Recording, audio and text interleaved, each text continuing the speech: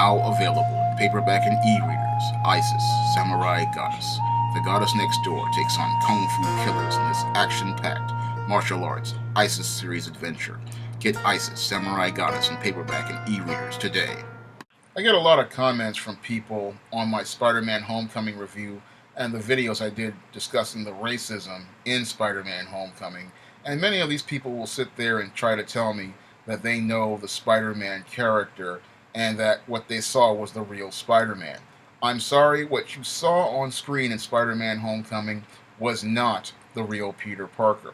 What you saw on screen was Miles Morales transposed onto Peter Parker. Now, a lot of these people think that they know the Spider-Man character, but they don't have the background that I have. Now, back when I was a teenager, back in the late 1980s, I wanted to be a comic book writer. And in order for me to be a comic book writer, I believe I had to do all the research on these characters. And I studied their histories backwards and forwards in not only the Marvel Universe, but the DC Universe, and even the Archie Universe and independent characters like the Teenage Mutant Ninja Turtles. I knew their histories backwards and forwards. I knew their characters backwards and forwards. And this is why I can state that you did not get to see Peter Parker's story on the screen in Spider-Man Homecoming in that Marvel Cinematic Universe. You saw Miles Morales' story transposed onto Peter Parker, because when we look at Peter Parker, his story is completely different. And when we look at what was on Spider-Man Homecoming, Peter Parker's friend is a guy named Ned. No, Peter Parker in the comics, his best friend is Harry Osborn. And when we look at Spider-Man Homecoming, we look at the way he lives, and we have Peter Parker living in the projects in Spider-Man Homecoming. Meanwhile, Peter Parker in the comics lives in a house out in Queens. Completely different, and we did not get to see that on screen. Moreover, when it comes down to your Peter Parker in the comics, he makes his money completely differently.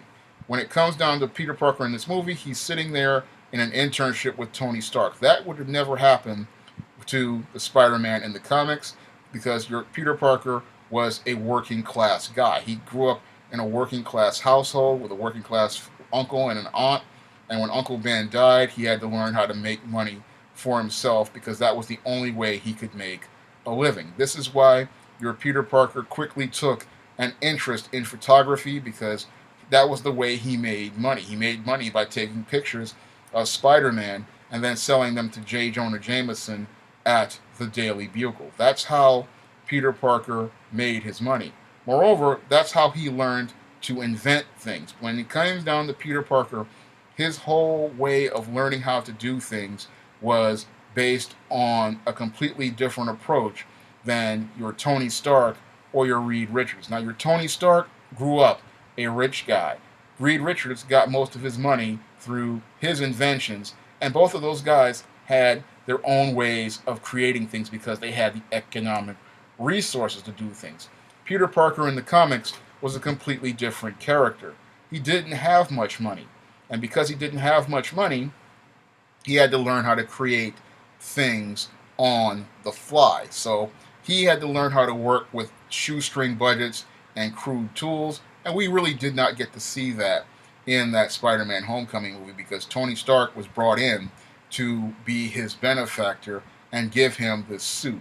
And once they gave him this suit, that impeded all of his character development and prevented us from seeing him be the type of inventor who worked on the fly, because things like you saw, like those web wings or that parachute that was in his costume, those were things that Peter Parker created using his own webbing to get out of situations. If you read an old school Spider-Man comic book, Peter Parker would create something like a web parachute to get out of a situation, like when the Vulture took him up in the sky. That was something he had created out of webbing. It was not something out of his suit. Moreover, when it came down to things like those web wings, that was part of his original costume that he made himself. That was something that was part of his original costume, and it was completely different than what was on screen.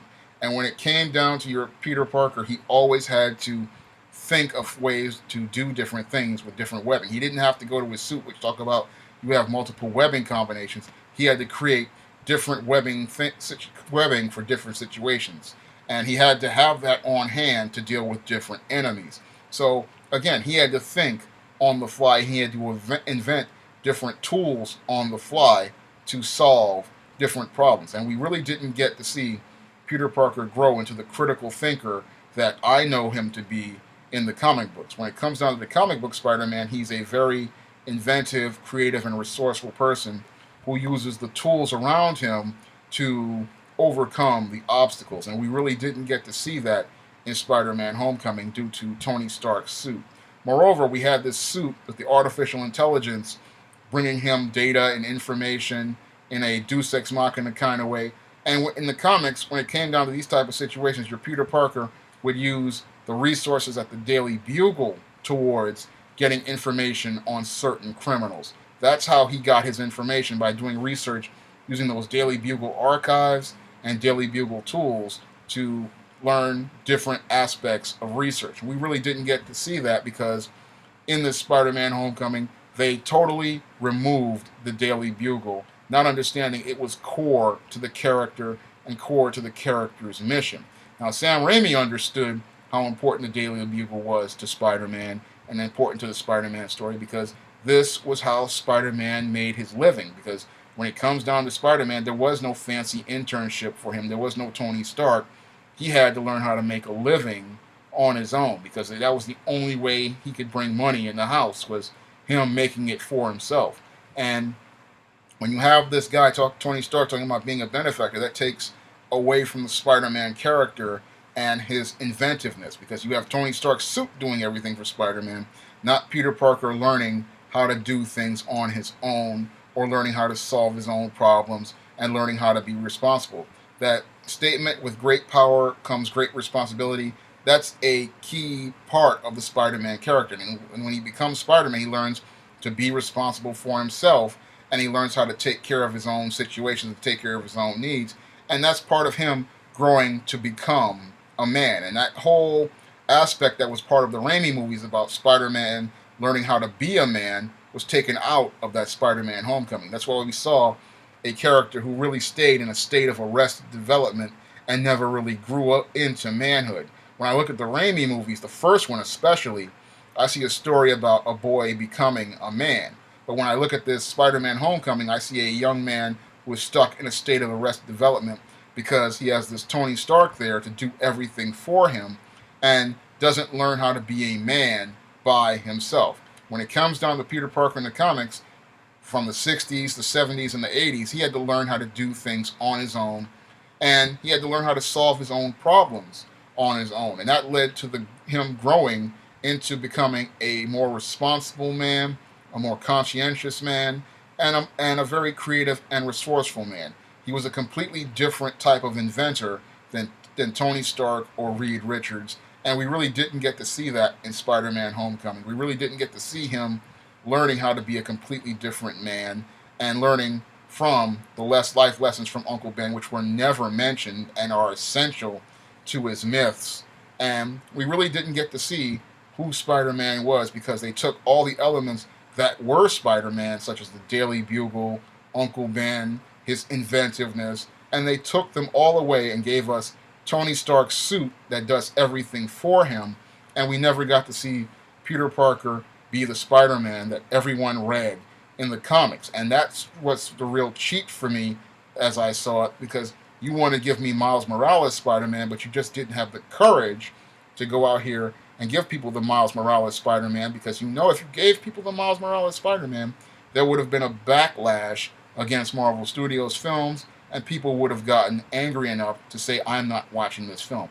But what they wanted to do was slickly give you Miles Morales and then tell you it's Peter Parker. And sadly, many people out here are eating up the bait, believing Miles Morales is what is the real Spider-Man, not knowing that the Peter Parker Spider-Man and his real story never made it to the screen of the Marvel Cinematic Universe, because the story of the real Peter Parker is a lot more richer, a lot deeper, a lot better developed, and that's what people got in the 2002 Sam Raimi movie, and that's why that movie made $400 million, and that's why this movie, as I see it, is one of the worst things to ever come to the Marvel Studios and the Marvel Cinematic Universe. A lot of people don't see how they're were cheated by this Spider-Man Homecoming, but as a longtime Spider-Man reader and a longtime Spider-Man fan, I can tell you, you were cheated out of the real Spider-Man experience, and you didn't get the same experience that Iron Man fans got, Captain America fans got, Thor fans got, and Avengers fans got, because when it came down to those stories, you got the story that was close to the source material, and you didn't get that with Spider-Man Homecoming. No, you got cheated out of the Spider-Man experience, and you got ripped off.